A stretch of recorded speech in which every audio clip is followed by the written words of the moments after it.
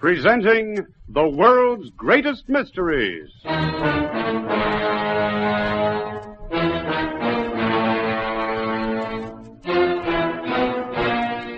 And now, your host.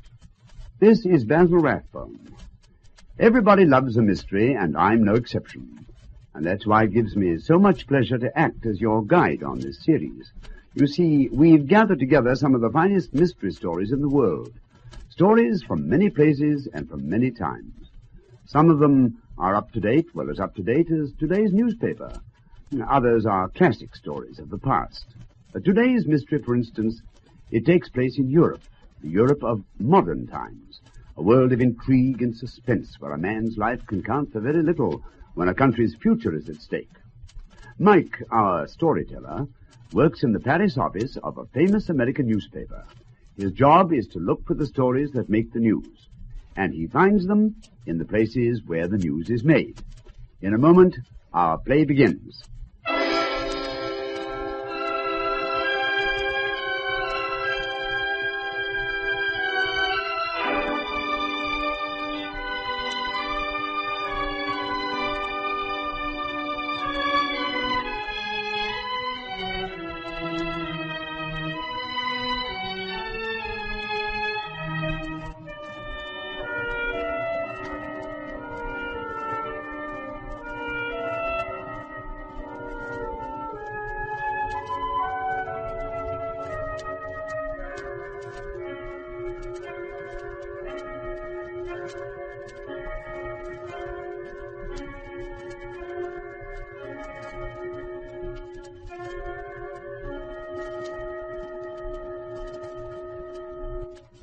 Presenting Europe Confidential.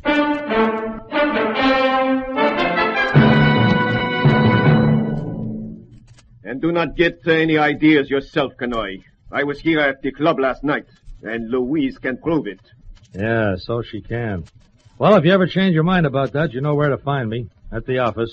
Get out of here. I'll be there all day. I said get out, and take your crazy friend with you.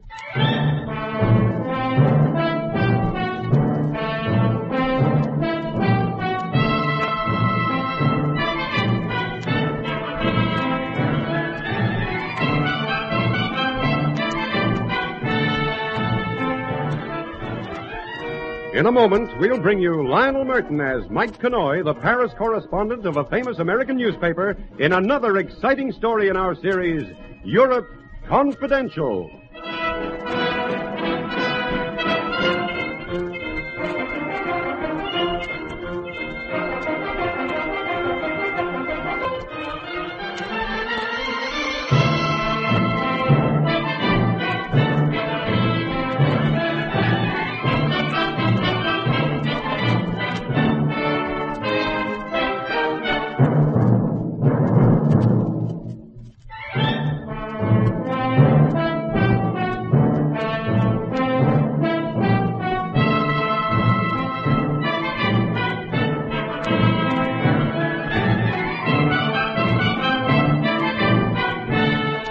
This is Mike Connoy.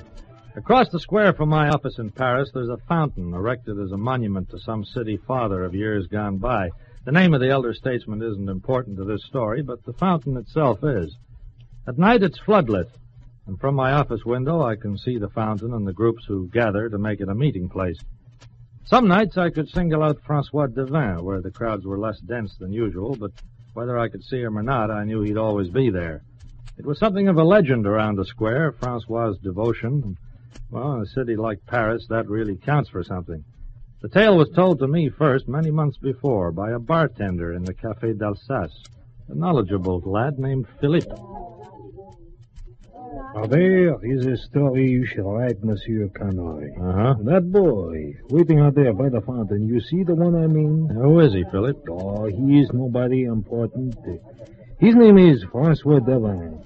I think he is a clerk in a government office, but every night he waits there. For whom? Her name is Florette. She is a dressmaker's apprentice. She comes to meet him at night when the clock in the square strikes 8. Every night? They have not missed a meeting once in the 4 months. ever since they first met here in this bar. Some romance, huh? She must be quite a girl. Oh, she is not, how you would say it, beautiful. Just a nice girl with a nice smile. Mm-hmm. But they are in love. And every night she crosses the square to meet him. And it makes all of our hearts a little lighter to see the way they meet. You shall write a story about it, Monsieur Connoy. It will be something for your column.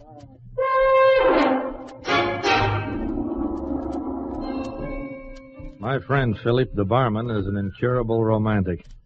I explained to him that stories are not found in two ordinary people being happy together. Yet, in spite of that, I found myself becoming interested in the meetings of François Devin and his Fleurette.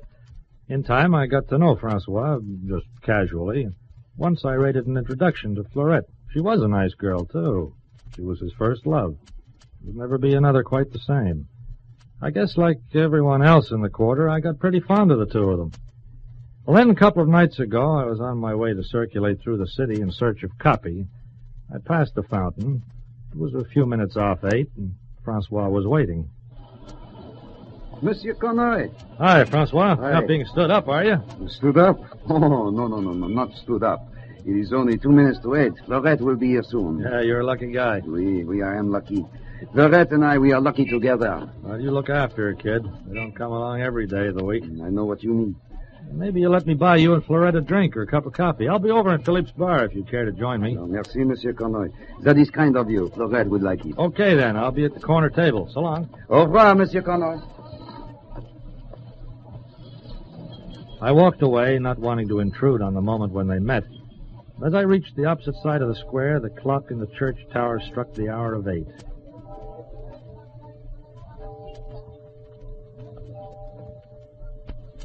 I stood for a moment, watching the people pass, and then behind me, on the side of the square, screened from my view, I heard it happen. A woman screamed, a car skidded. I sensed, rather than heard, it rev its motor and roar away, and as I turned and ran toward the scene of the accident... Excuse me, sorry. Look, if you don't mind, thanks. François, you here? What happened? I saw a car tear off. It was too far away to get the number. Looked like a hit and run. But what... François... He did not even stop, just drove away. Fleurette. He did not even stop. Well, I'll call an ambulance and a doctor. No, she does not need them, not anymore. Let go of me, let me out of here. Yeah, but wait a minute, where are you going? I'm going to find him. I'm going to find the man who killed her. I'm going to find him.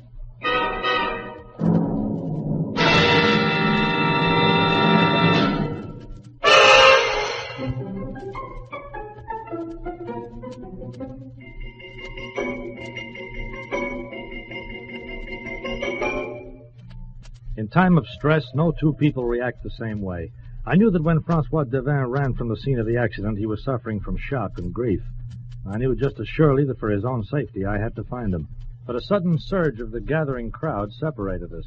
By the time I disentangled myself from people around me, François had disappeared. By then, the police had arrived and were busy questioning witnesses. So I stayed to see if anything would come of that. About an hour later, I was talking to Sergeant Lemaire of the local precinct about his lack of progress. Monsieur Connoy, you can put this in your column. People who run an innocent girl down and refuse to stop, they are just as much a killer as a man with a gun or a knife. I'll quote you, Sergeant. Didn't anybody see the number of the car? Everyone is concerned with their own affairs. By the time the car accelerates, it is too late. But it seems impossible in a busy place like this that nobody'd get the number. No, it is an unfortunate fact. And now, we must find the fiancé. Nobody seems to know where he has gone. Oh, I guess he'll turn up. Poor kid, he hardly had time to realize what had happened. Must have been right in front of his... Yeah, that's right in front of his eyes. What bothers you, Monsieur Connoy? I'm not sure yet. Just an idea. I'll work on it. Good night, Sergeant.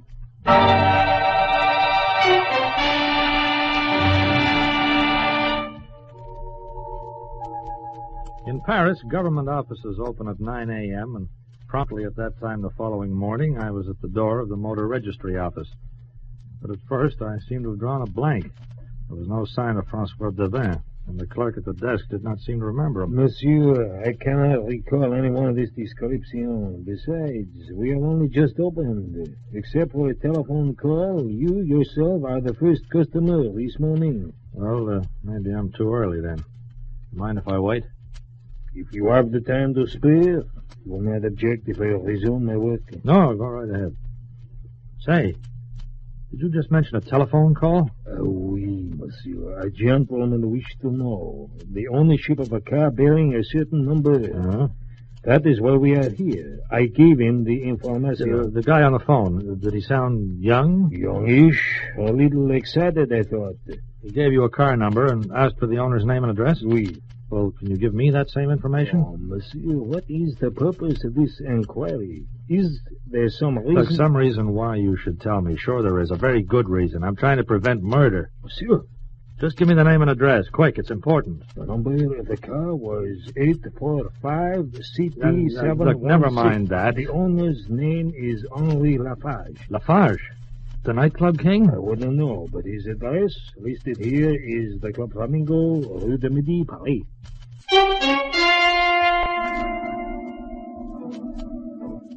I knew Lafarge, all right. Without being told, I knew where to find him. I went to the Club Flamingo on the Rue de Midi, and after being kept waiting about 10 minutes, I was shown into Henri Lafarge's private office. Sumptuously furnished, if you like glitter and leopard skin. Lafarge himself, thick-set, gray-haired, faced me from behind a massive desk. There was a blonde over in the corner whom I recognized. The club's latest songbird, Lafarge's regular companion. We were introduced. Jerry, I want you to meet Mike Connoy, who writes the column Europe Confidential. Connoy, this is Louise Ferrier. You should give her a mention in your column sometime. Nice to meet you, Miss Ferrier. I have heard of you. Now, Cherie, it is too early in the morning, huh? Sit down, Connoy. What is on your mind? A girl who was knocked down last night in a square outside our office block. What are you saying? Knocked down by a car. She died. The police are looking for the hit-and-run merchants. What is this? Some kind of conspiracy, eh? I guess somebody beat me to it, did they? There was a young fool here just before you arrived. Had a gun with him, mouthing all kinds of stupid threats. Now you... Well, Lafarge, just for the record, where were you last night around 8? I was here at the club. Louise was with me. Is that right, Miss Ferrier? Of course it's right. Isn't it, Louise? Oui. She was a nice girl, this gal who was killed. You should read my column this morning and find out. We don't take your paper. Whatever ridiculous idea made you come around here, Connoy, you'd better get it out of your head fast. That kid was crazy. He deserves everything he got. Now, where is he? Downstairs in one of the rooms. My boys had to take a gun away from him and tidy him up a little. If he's a friend of yours, tell him to forget his crazy notions and stay away from here. Yeah, I'll tell him. And do not get any ideas yourself, Connoy. I was here at the club last night, and Louise can prove it. Yeah, so she can. Well, if you ever change your mind about that, you know where to find me. At the office. Get out of here. I'll be there all day. I said get out, and take your crazy friend with you.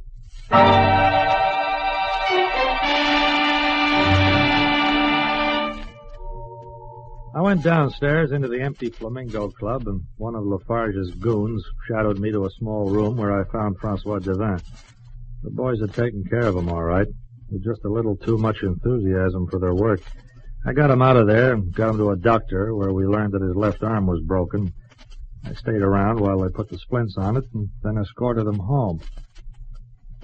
You feeling better now, kid? He was the one, Monsieur Connoy. He did it. How'd you know that? I saw the number plate. I saw it clearly. Oh, you should have told the cops, kid. That wasn't a smart way to go about things, you know. He killed her, and he did not stop, like you'd kill a dog.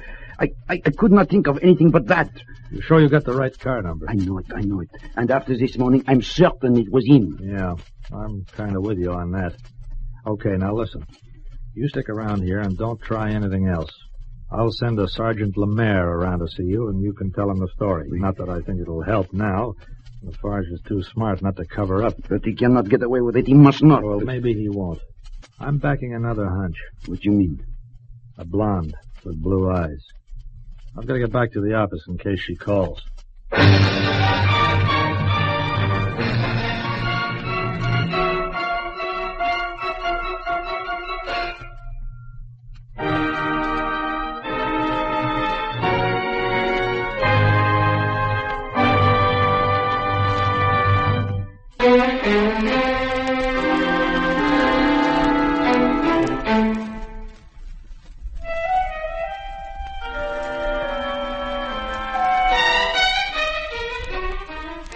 working on no more than a hunch. An unsure feeling that I'd seen in the eyes of the singer who called herself Louise Ferrier. I was wondering if she'd read my column, like I suggested, because in that column was the story of Francois and his fleurette, and how their lives had been smashed by a speeding, reckless killer at the wheel. I had time to sit around and think, with sad irony, that there never was a story in those two kids until tragedy had put an end to their happiness. Then, 12:30 p.m., the phone on my desk rang. Mike Connoy. Monsieur Connoy, this is Louise Ferrier. Why, hello, Miss Ferrier. I read your column. Look, I have got to see you. Sure, anytime. I finish rehearsal here at 3. May I come to your office? I'll be waiting for you, honey. And don't be worried now. There's no crime in being a passenger, Miss Ferrier. You weren't at the wheel. I cannot talk anymore now. I must go. Goodbye. Goodbye.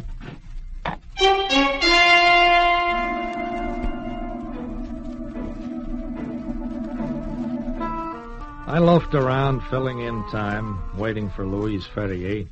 Meanwhile, there was a call from Sergeant Lemaire. He'd checked on the information given him and come up with nothing to work on. I figured it pretty much as he explained.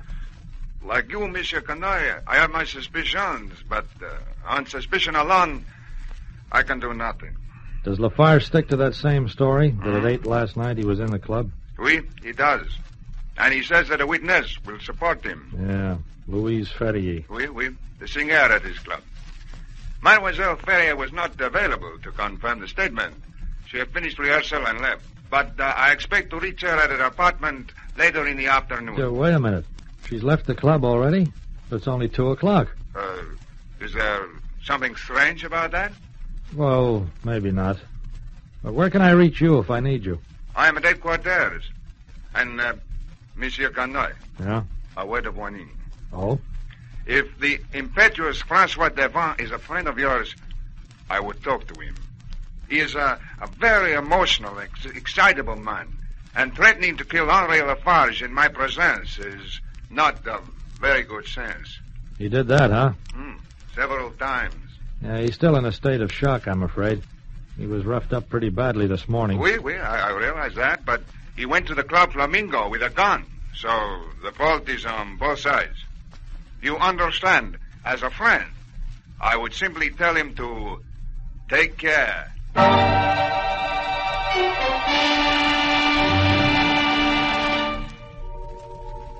Well, the afternoon dragged on. 2:30, 3 o'clock, 3:30 came and went without a sign of Louise Ferrier.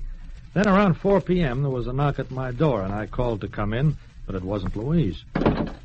Sergeant Lemaire. Connoy, mon ami, this is an unfortunate affair. Well, what do you mean? A great shame. What's happened? Louise Ferrier, the singer at the Flamingo Club. Devant told me there was a woman in the car, and that her hair was blonde. And now, in a state of shock, he has killed her. What? It is true, monsieur. An hour ago, we received a call. A shot had been heard in the apartment where Mademoiselle Ferrier lives. No. We reached there and to find her dead. Yeah, but wait a minute. Surely not Francois. His fingerprints were on the gun, and he was seen leaving the woman's apartment. I'm sorry, Monsieur Connoy, but it seems certain he killed her. We have placed him under arrest and charged him with murder.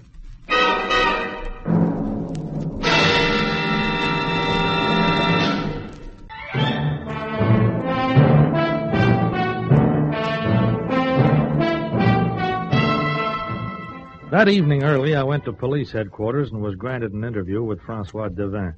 He was pretty badly shaken, but otherwise much calmer than he seemed earlier in the day. I had a question to ask him, and I asked it point blank, and I got the answer that I'd expected. I did not kill her, Monsieur Connoy. I swear I did not kill her. Well, there's a pile of evidence stacked up against you, Francois. But I had no reason to kill her. It was only her friend Lafarge who I wanted to kill. Well, the threats you made against him have set you up as an obvious suspect for this. But there's a couple of explanations I need before I can try and do anything to help you. What are they? Well, first of all, your fingerprints were found on a gun beside the dead woman. Secondly, you were seen leaving her apartment soon after the murder. Well, that I can explain. Well, then come on, let's hear it. Well, I was at home after the police sergeant left me. Yeah? The telephone rang, a voice, it seemed muffled, told me to get in touch with Mademoiselle Ferrier, that she had some information to help me. A male voice? Oui, I think so. The voice gave me her address and told me to go there, that she would be waiting for me. So I went. Yeah, go on. When I reached her apartment, the front door was open. I knocked and went in. Well, that's when I saw her. She was lying there on the floor. Then I heard 2 gunshots from right behind me. The door slammed just as a gun landed on the floor beside my feet. But Louise Ferrier was already dead. Yes. I suppose I did not think. I picked up the gun and suddenly realized what I was doing and how it would look. Besides, the gun, she felt awkward in my right hand. That's when I turned and ran and, well, you know the rest. Yeah. Look, you've got to believe me. No, don't worry, Francois. I do believe you. Have you told this story to the cops?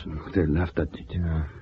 Did they allow you to make a statement and sign it? No, they said to think it over and then to tell them the truth. But that is the truth. Look, supposing I got you a pencil and paper. Could you write that story out in detail just the way you've told it to me?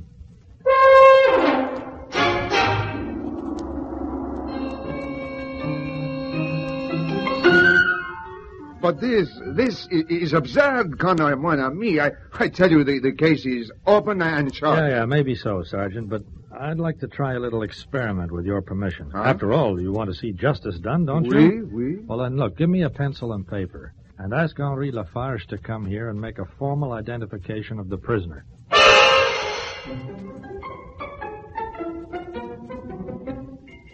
Sergeant Lemaire was far from enthusiastic, but he finally agreed. Lafarge was requested to make formal identification, which he did, and was then given the prisoner's explanation verbally, which he scoffed at, of course, with a great show of indignation. Yeah, Henri Lafarge was laying it on pretty thick. Mon Dieu, I blame myself, Sergeant. Gentlemen, this madman here came making threats earlier today. But how could I have known these threats were directed at poor Louise? I did not kill her. Enough, Devant. You have had your statement. You'll get a chance in the law courts to prove it. Just one thing I'd like to know. Lafarge, what made you let Louise go early from rehearsal with the band? Early? I do not understand. Wasn't she due to rehearse until 3 o'clock? No, of course not. You might check on that with the band leader, Sergeant. You see, Louise Ferrier told me on the telephone that she wouldn't be free until after 3 p.m. That telephone call was interrupted. I've got a hunch that Louise Ferrier died soon after she put down the receiver. You are out of your depth, Connoy. This is nonsense. Find out from the band leader, Sergeant, whether Louise Ferrier went up to Lafarge's office and didn't return. Whether he went looking for her and was told that she'd been given the rest of the afternoon off. Would this be correct, Monsieur Lafarge? Well, it could be. I do not see that it makes much difference, though. Now, in fact, that is what happened, isn't it? Oui. I let her off early. She went home. And this madman killed her. She went home already dead. You got her into her apartment and then looked for a way out. You thought of Francois, the perfect patsy. So you phoned him up, and the rest we've already heard. Absurd. You are crazy, Connoy. That's a favorite word of yours, Henri. Sergeant Lemaire, maybe you'll take a look at this piece of paper. On it, you'll find a signed statement by Francois Devin, telling his version of what happened. But I have already read Take it. Here, take it, Sergeant. Have a good, close look. Very well. But I do not understand. This is impossible to read. What kind of a silly prank is this, Mr. Connoy? It's no prank. The writing's a mess. The same as you and I might make if we tried to pen a note with the wrong hand, Sergeant. What are you saying, Connoy? Oh, now you've got it, Lafarge. Francois is left-handed. And as you know, his left arm is broken. You should know. Your boys did the job. I think ballistics can tell us a gun was fired right-handed. By a right-handed man. Stop him! Well, nice unarmed combat, Sergeant. Whether ballistics can prove all that or not, I don't know. But maybe you've got all the proof you need.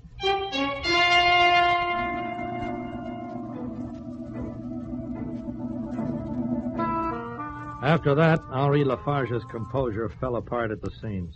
He admitted to killing Louise to stop her from contacting me, and he confessed to trying to plant it on Francois. Well, that's the story. Marvelous what a bit of bluff can do, isn't it? Oh, I forgot to tell you. We faked that note. Francois was ambidextrous. He could have handled a pencil or a gun equally well with either hand. Goodbye now.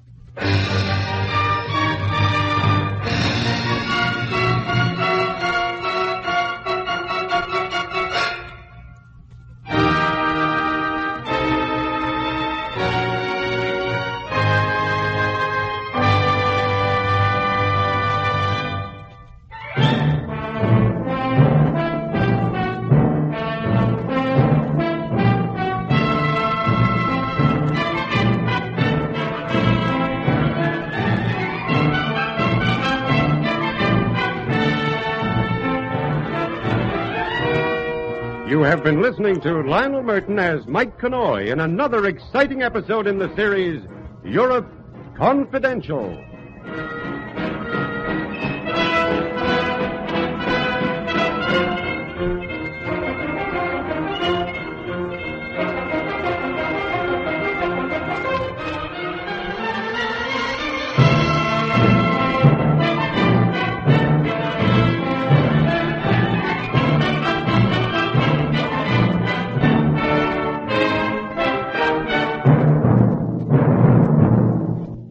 This is Basil Rathbone again. We've reached the end of today's story, but I'll be back to introduce to you another unusual tale. Remember, for this series, we've searched the whole world to bring you stories of every kind. Tales of espionage, suspense, crime, and intrigue. By famous writers from every part of the globe. In fact, a selection of the finest stories that have ever been assembled in one series. Well, goodbye now till we meet again to listen to another of the world's greatest mysteries.